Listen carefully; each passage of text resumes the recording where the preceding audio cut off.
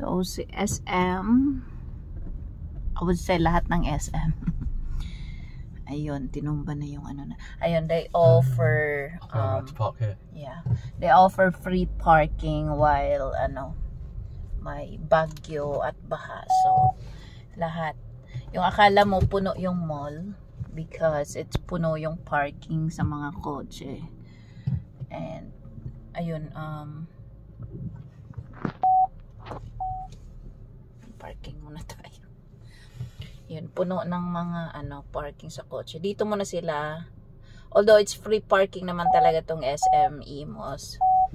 Ngayon lang, kung gusto mong mag-parking dito ng buong araw, buong gabi, doesn't matter kasi free naman dahil they offer it for free. Kasi nga, bahain yung ibang lugar ng Imos. So, puno siya ng parking na pag pumunta ka rito, you're expecting na puno yung SM pero walang tao yung loob ng SM. Yung parking lang na puno kasi maraming nakikipark. So, yun. Oh my God. Hindi ko nang mahit yung Ayun. So, diba? Puno siya. Thankful naman. Kahit si Villar, yung mga mall niya sa Molino, sa Bacoor, lalo na doon siya maraming property sa Bacoor, Limos, yan. And Gentry, open yung mall niya to park there for free. Yan.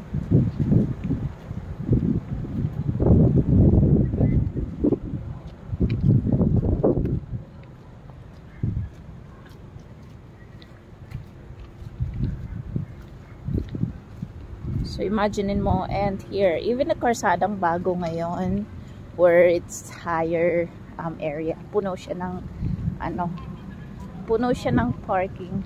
I came here for sa SM because I want to buy sticky rice, yung malagkit na bigas, at macaroni. Magawa ko ng champurrado at macaroni sopas kasi yun yung gusto ng mga customer pag tag-ulan.